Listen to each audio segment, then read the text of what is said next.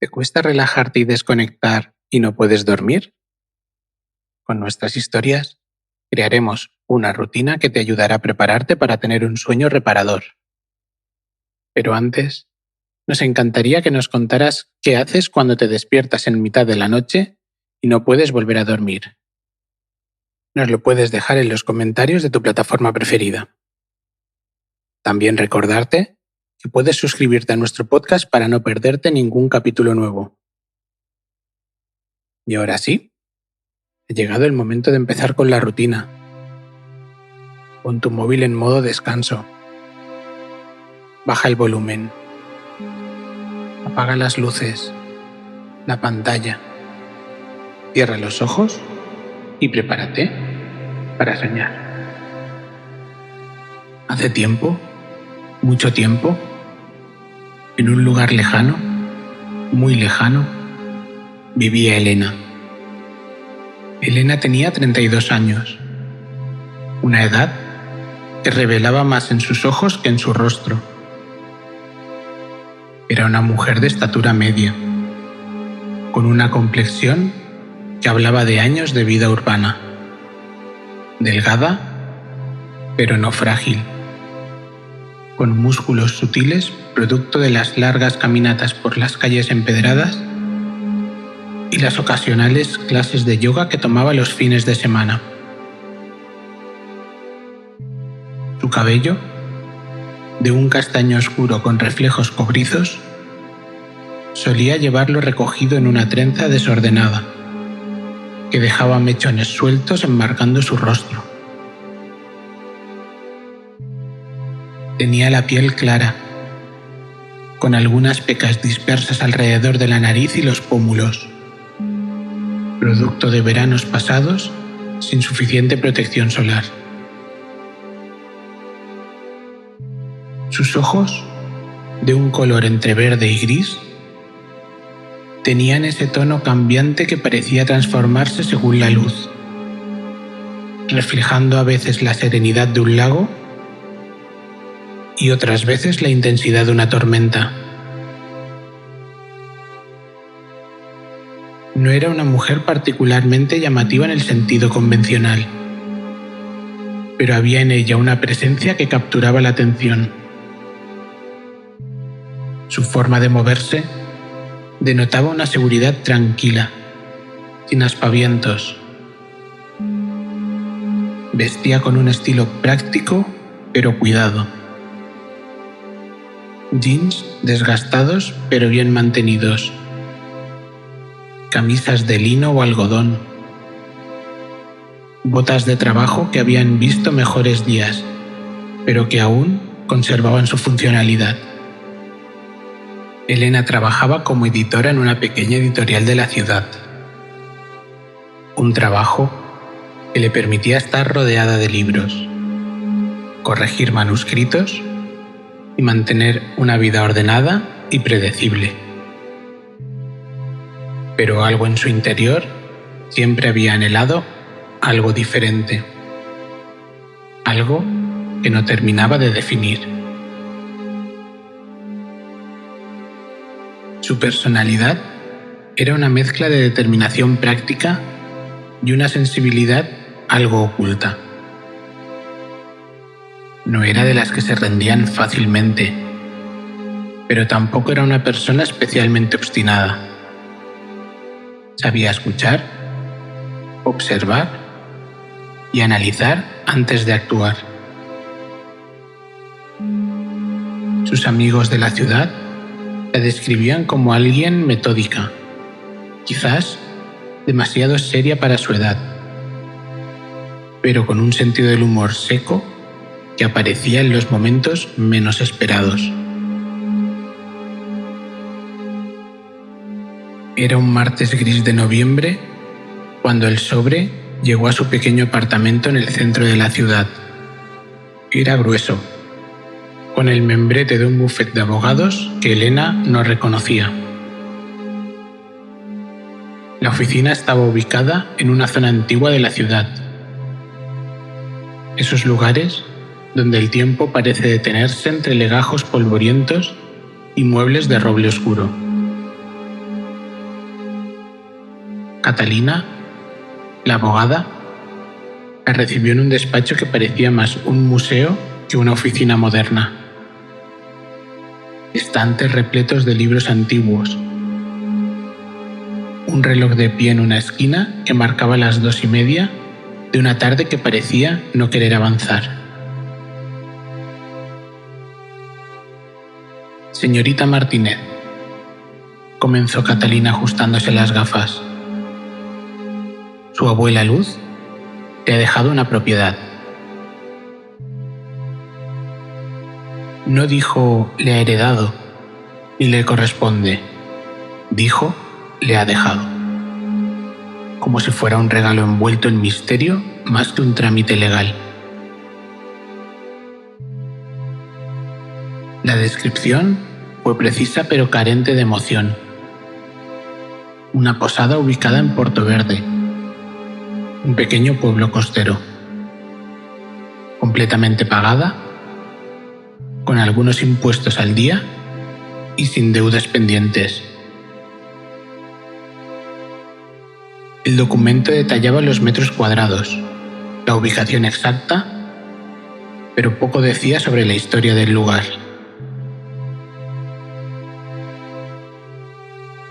Su abuela Luz, continuó Catalina, no mantenía contacto con la familia desde hacía años. Este legado parece ser su última voluntad. Elena recordó entonces retazos de conversaciones familiares. Luz, la oveja negra, la hermana que se marchó, la que no siguió las tradiciones familiares, aquella que eligió un camino diferente cuando todos esperaban que siguiera el sendero trazado. No había fotografías de Luz en su casa familiar, solo rumores, historias contadas a medias durante las cenas de Navidad y comentarios susurrados entre sus tíos que nunca terminaban de completarse. La abogada sacó un sobre más pequeño de un cajón, un sobre que perteneció a Luz, con una letra que Elena reconoció como antigua, de esas que se escribían con pluma estilográfica. «Esto es para usted», dijo Catalina. Fue lo último que su abuela dejó específicamente para usted. Cuando Elena abrió el sobre, encontró una carta escrita en papel amarillento, con bordes algo desgastados. La caligrafía era elegante, de trazos firmes que hablaban de una mano acostumbrada a escribir. «Querida Elena», comenzaba la carta, «sé que este legado te sorprenderá. La posada no es solo un edificio, es un lugar de historias, de encuentros. Espero que lo que yo no pude hacer, tú lo logres». No decía nada más. No había explicaciones adicionales, ni descripciones detalladas. Solo esa breve nota que parecía más un enigma que un mensaje directo. Elena salió del buffet con el sobre en la mano, con más preguntas que respuestas. La posada de Portoverde no era solo una herencia, era una invitación a un viaje que aún no comprendía. Tras la visita al bufet de abogados, la carta de Luz no dejaba de dar vueltas en la cabeza de Elena. No era algo que pudiera explicar fácilmente, pero sentía que aquella herencia era más que un simple trámite legal. Su vida en la ciudad transcurría con la monotonía de costumbre. Trabajo de editora, departamento pequeño pero funcional, rutinas establecidas que se sucedían unas a otras como vagones de un tren interminable. Los fines de semana solía quedar con Marcos, su compañero de trabajo, para tomar café y comentar manuscritos. Los miércoles por la noche asistía a su clase de yoga. Los domingos limpiaba su apartamento y preparaba la comida para la semana. Fue durante una de esas tardes grises, mientras revisaba un manuscrito sobre viajes y destinos olvidados, cuando la imagen de la posada comenzó a tomar forma en su mente. No era un pensamiento repentino, sino algo que parecía haberse gestado lentamente, como un susurro que poco a poco se convertía en conversación. Esa noche, después de una cena rápida, sacó el sobre con la carta de luz y la documentación de la posada. Extendió un mapa sobre la mesa de su pequeña cocina. Puerto Verde era un punto casi imperceptible en la costa, alejado de las rutas turísticas principales. Un lugar que parecía existir más en la imaginación que en la realidad. Llamó a su jefe una semana después. La conversación fue breve y profesional. «Necesito un tiempo», le dijo. «Tengo algunos asuntos familiares que resolver». No mencionó la posada. No dio muchas explicaciones. Su jefe, acostumbrado a su profesionalidad, no puso objeciones. Le concedió un permiso sin sueldo de 3 meses, con la posibilidad de extenderlo. La decisión de vender algunas de sus pertenencias fue más práctica que emotiva. No era una persona apegada a los objetos. Un par de estanterías, algunos libros que no quería conservar, un sofá que cambiaría por otro más adelante. Un amigo de la universidad se ofreció a subarrendar el apartamento, lo que le proporcionaría algo de ingreso extra. Sus amigos no entendieron muy bien la decisión. Marcos bromeó diciendo que parecía el inicio de una novela romántica, con una editora que hereda una posada misteriosa. Lunara, su amiga de la universidad, le preguntó si estaba bien, si no sería una crisis de los 30. Elena solo sonreía. No tenía una explicación racional para lo que estaba haciendo. Era como si algo más grande que ella le empujara hacia aquella dirección. La última noche en su apartamento la pasó preparando cajas. Encontró algunas fotografías antiguas de su familia, un álbum que no había abierto en años. Entre las páginas cayó una postal que parecía muy vieja. En el reverso, con una letra que reconoció como la de Luz, había una frase: «Los lugares no se eligen tanto como nosotros elegimos los lugares». No supo por qué, pero esa frase lo cambió todo. La mañana del viaje amaneció con una niebla espesa que parecía querer envolver todos los rincones de la ciudad. Elena había reservado un autobús que partía temprano, casi al amanecer. Su equipaje era moderado. Una maleta grande de color azul marino, una mochila con documentos importantes y una pequeña bolsa con herramientas básicas que había comprado la semana anterior. La estación de autobuses era un hervidero de sonidos y movimiento a pesar de la hora temprana. Máquinas de café que zumbaban, altavoces que anunciaban llegadas y salidas, el arrastre de maletas sobre el suelo de terrazo. Elena compró un café en un pequeño kiosco, más por rutina que por necesidad.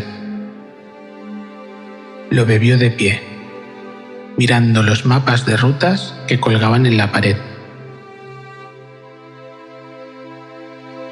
El autobús era antiguo, de esos que habían visto mejores días. Los asientos de tela gastada tenían pequeños desgarros reparados con parches, y las ventanas tenían un brillo opaco por años de polvo y kilómetros recorridos. Elena eligió un asiento junto a la ventana, en mitad del vehículo, un punto que le permitía observar sin ser demasiado visible. El viaje empezó entre edificios urbanos, que poco a poco fueron dando paso a paisajes más abiertos. Los bloques de hormigón se transformaron en campos de cultivo. Las carreteras de varios carriles se convirtieron en vías más estrechas bordeadas de árboles. La niebla matinal fue desprendiéndose poco a poco, revelando un día gris pero luminoso. Había muy pocos pasajeros. Un hombre mayor que dormitaba con un periódico doblado sobre el regazo. Una mujer con un bebé que miraba por la ventana.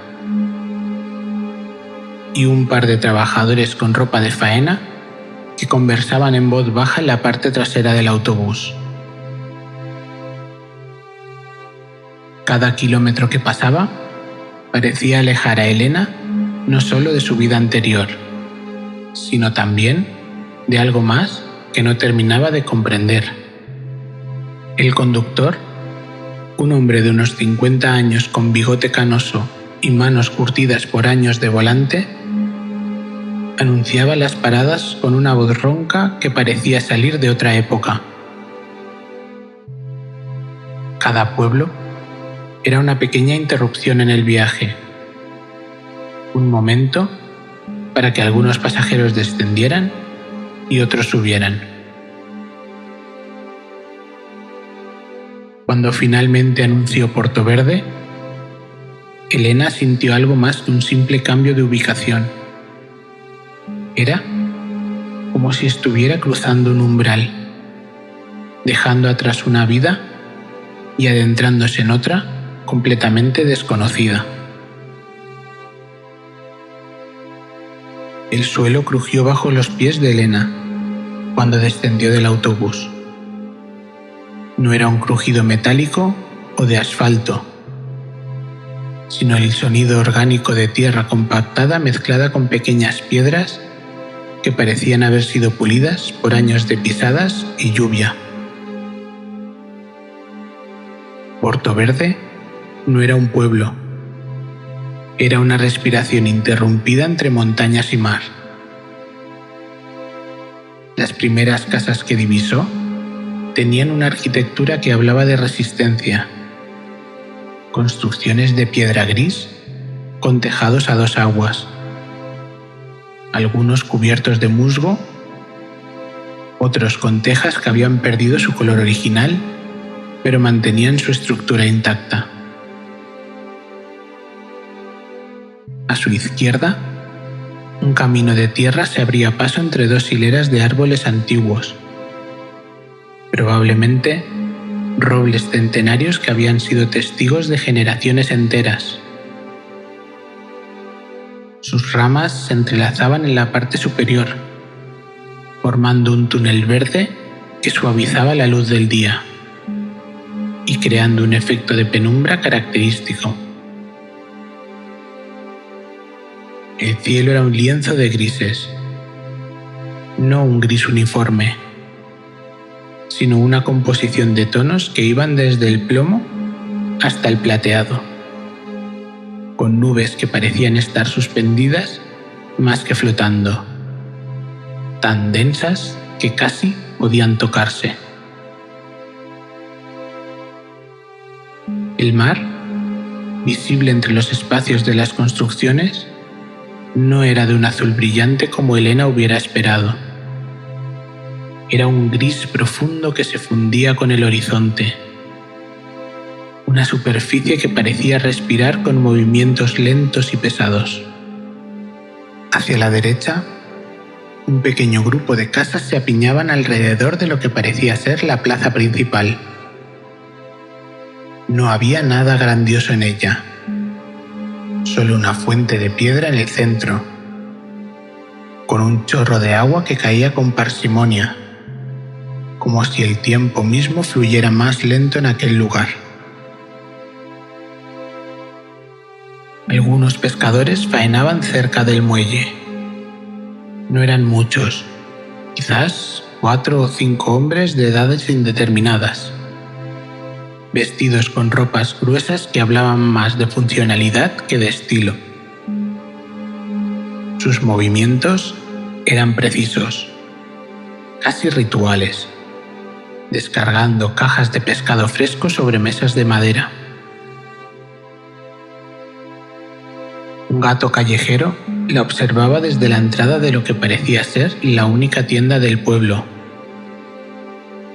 No la miraba con curiosidad, sino con una indiferencia que parecía decir que los recién llegados venían y se iban, pero el pueblo permanecía. A lo lejos, casi como un susurro en el paisaje, divisó lo que sería su herencia, la posada. Un edificio de 2 plantas, de piedra y madera, con ventanas que parecían estar cerradas hace mucho tiempo, pero no abandonadas. Era como si la casa estuviera esperándole.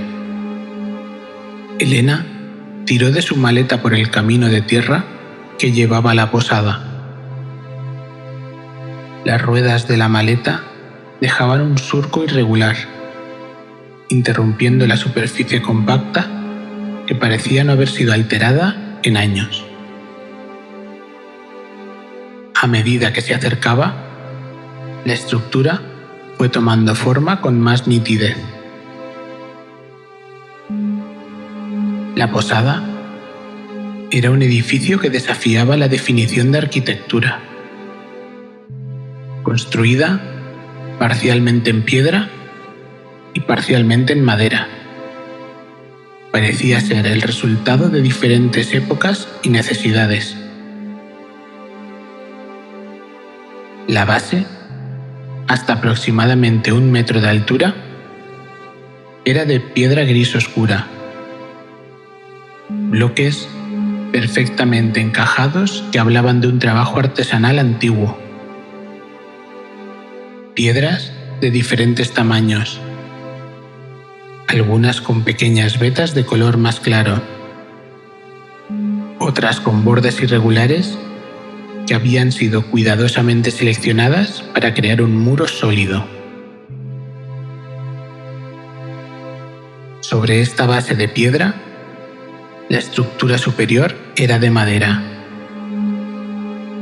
Maderas que habían sido tratadas con el tiempo, con un tono que iba del gris al marrón oscuro, con algunas zonas casi negras donde la humedad y los años habían dejado su marca. Las tablas verticales estaban colocadas de forma precisa, con pequeños espacios entre ellas que permitían ver retazos del interior, como si el edificio respirara. El tejado era su elemento más dramático. Un tejado a 2 aguas con tejas de pizarra que habían perdido su color original. Ahora, de un gris plateado que parecía fundirse con el cielo, algunas tejas estaban ligeramente desplazadas. permitiendo imaginar las tormentas que habían soportado. En los bordes del tejado, pequeñas plantas trepadoras habían comenzado a crecer, como si la naturaleza quisiera reclamar gradualmente el edificio. 3 ventanas grandes presidían la planta superior. No eran ventanas uniformes, sino de diferentes tamaños. La del centro era más grande, con un marco de madera que había sido pintado en algún momento de blanco, pero que ahora mostraba capas de pintura desconchada. Las ventanas laterales eran más pequeñas, con cristales que parecían originales, con ese tono ligeramente verdoso que tienen los cristales antiguos. En la planta baja, una puerta principal de madera maciza dominaba la fachada. No era una puerta lisa, sino tallada con diseños geométricos que sugerían un trabajo artesanal complejo. El color era un marrón oscuro que había sido pulido por años de uso, con bisagras de hierro forjado que mostraban signos de oxidación. A los lados de la puerta principal, 2 pequeñas ventanas más bajas, casi al nivel del suelo, completaban la composición. Estaban parcialmente cubiertas por arbustos silvestres que habían crecido sin control durante años. La entrada tenía una pequeña explanada de tierra compacta, algunas piedras dispersas, restos de un camino empedrado, sobresalían de la superficie. Un roble antiguo crecía a un lado, con raíces que se extendían más allá de lo que la vista podía ver, como si el árbol fuera más antiguo que la propia posada. Elena se detuvo unos metros antes. No era un momento de nostalgia, sino de reconocimiento. La posada no parecía una herencia, parecía una invitación. La llave que Elena sacó del sobre de documentos parecía tan antigua como el propio edificio. Era una llave de hierro forjado, con un diseño complejo de curvas y líneas. Cuando la introdujo en la cerradura, el mecanismo cedió con un sonido que era más un suspiro que un crujido metálico. La puerta se abrió con un movimiento lento. El primer paso de Elena provocó un crujido de madera que resonó en todo el espacio. No era un sonido amenazante, sino casi musical, como si el suelo estuviera recordando los pasos de quienes lo habían recorrido antes. La luz entraba tamizada por las ventanas, creando un ambiente entre dorados y gris. El polvo flotaba en los rayos de luz, pequeñas partículas que danzaban en el aire. El vestíbulo principal era amplio, con un techo alto de vigas de madera expuestas. Las vigas tenían un tono oscuro, casi negro en algunas zonas, producto de décadas de humo, sal y tiempo. Cada viga mostraba marcas de herramientas antiguas, pequeñas hendiduras que seguramente contaban una historia. A la derecha, una escalera de madera conducía a la segunda planta. El suelo era de tablas de madera antigua. No eran tablas uniformes, sino de diferentes anchos y longitudes. En algunas zonas, Pequeñas grietas dejaban ver el trabajo de construcción original. A la izquierda, una gran chimenea dominaba la pared. Era una chimenea construida con piedras de río cuidadosamente colocadas. El hogar era amplio, con espacio suficiente para que una persona pudiera sentarse en su interior. Restos de carbón y ceniza antigua hablaban de inviernos pasados y de noches de historias y calor.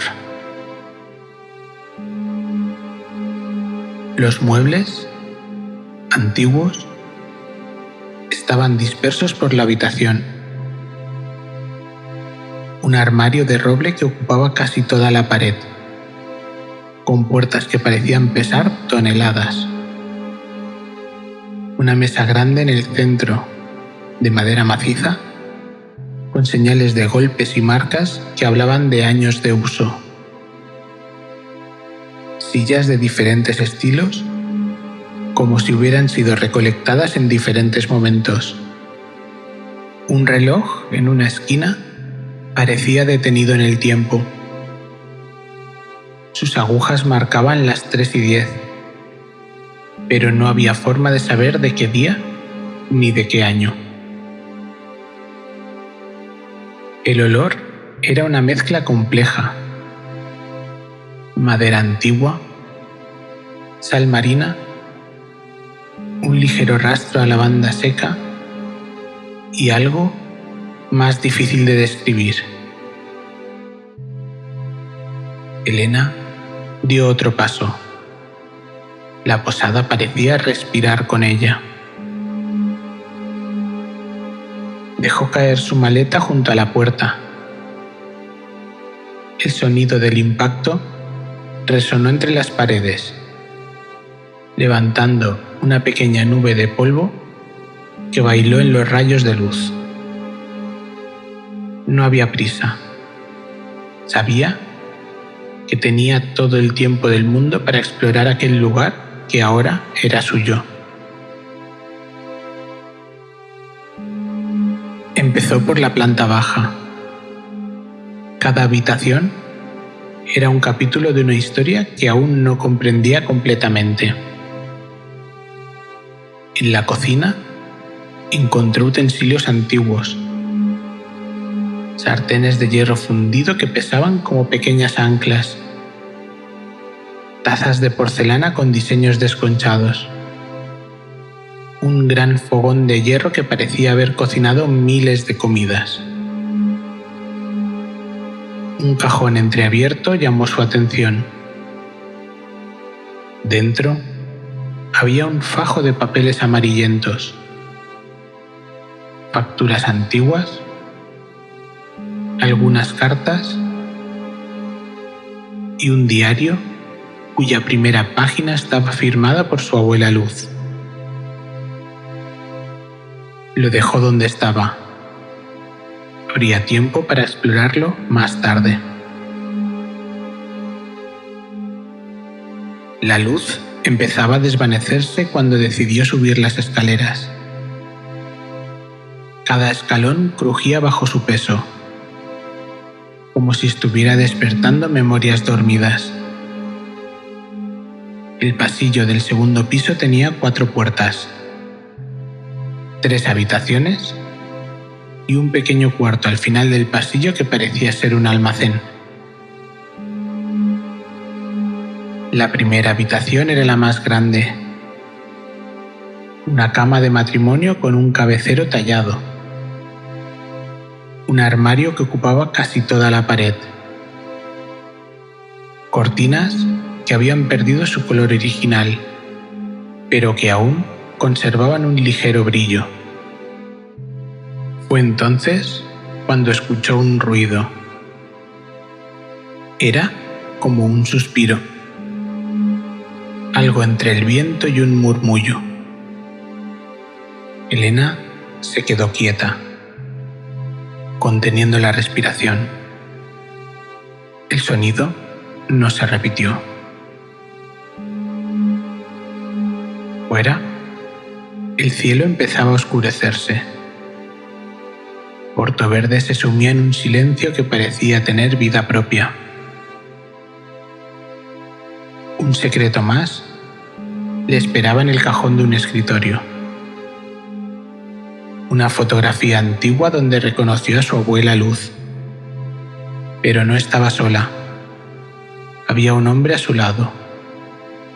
Un hombre que Elena no conocía. La fotografía estaba ligeramente doblada en una de sus esquinas, con los bordes desgastados por el tiempo. Luz aparecía joven, quizás con 30 años, vestida con un vestido claro de verano. A su lado, un hombre alto, de cabello oscuro, con una expresión seria que contrastaba con la sonrisa apenas sugerida por Luz. Elena la observó bajo la luz menguante de la habitación. No reconocía al hombre, pero algo en su mirada le resultaba familiar. Parecía un marinero por la forma en que vestía. Una camisa blanca algo arrugada, un chaleco oscuro y el cuello abierto que sugería un día caluroso. La luz se desvanecía rápidamente. Elena encendió una lámpara antigua que encontró en la mesilla de noche. La habitación se llenó de un resplandor amarillento que parecía sacar de las sombras cada detalle. Decidió bajar a prepararse algo de cena. La cocina, a pesar de su antigüedad, conservaba algunos electrodomésticos básicos. En una alacena encontró algunos productos no perecederos, latas de conserva y un té en una lata oxidada. Mientras calentaba agua para preparar una infusión, escuchó un ruido fuera. No era el viento. Parecía más bien como el arrastre de algo contra la pared exterior de la posada. Se asomó por la ventana de la cocina. La oscuridad era casi absoluta y no vio nada. El té terminó de prepararse. Lo sirvió y lo sostuvo entre sus manos, sintiendo el calor. Volvió a mirar la fotografía que había traído consigo desde la habitación. De pronto, un golpe sordo provino de la planta alta, como si algo hubiera caído. Elena subió las escaleras con cautela.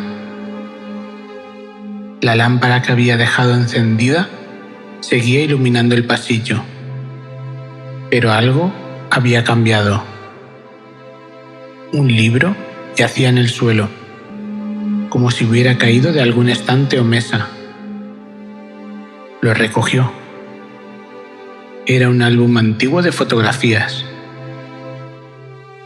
Al abrirlo, descubrió la historia de su abuela Luz. El hombre de la fotografía era Mateo, un marinero que había sido su gran amor.